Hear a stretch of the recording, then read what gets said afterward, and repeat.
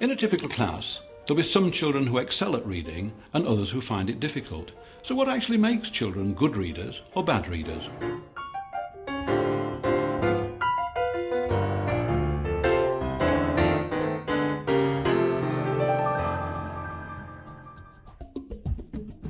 Research has now shown that the way a child processes sound will determine how quickly it learns to read, with obvious consequences for the classroom.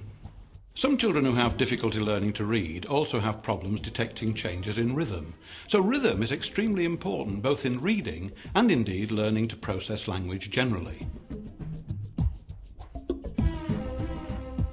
At Cambridge University, Professor Usha Goswami is one of the first people in the country to combine brain imaging experiments in an education research establishment, making the connection between how we process sounds and reading.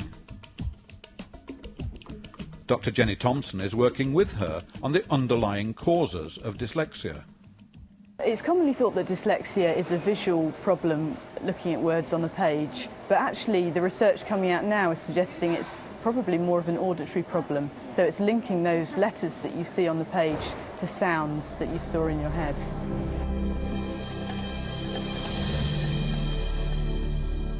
Here a simple rhythm is played to the child, which then changes very subtly. What the child will be hearing is different sounds, and some of them will have strong beats and others will have weaker beats. And so we're looking at how the brain differentiates between the different types of sound. The initial research was looking at the precursors of literacy. What makes people good or bad readers? Dyslexics are obviously at the extreme end of people with reading and writing difficulties, and so are useful for this kind of research. They have problems which cannot be put down to social factors or low intelligence. There does seem to be a strong relationship between children's ability to hear rhythm in speech and their reading abilities. Dr. Thompson visits children who help her with the reading research by carrying out computer-based listening games. You're listening for the dinosaur that's making changing sounds.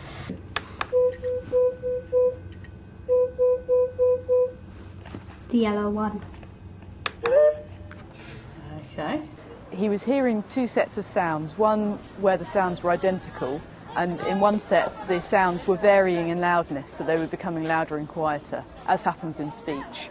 And we were asking him to work out which set of sounds had this variation of loudness. We're hoping that through this research we can find key markers of dyslexia at a young age, so in children's ability to hear rhythms.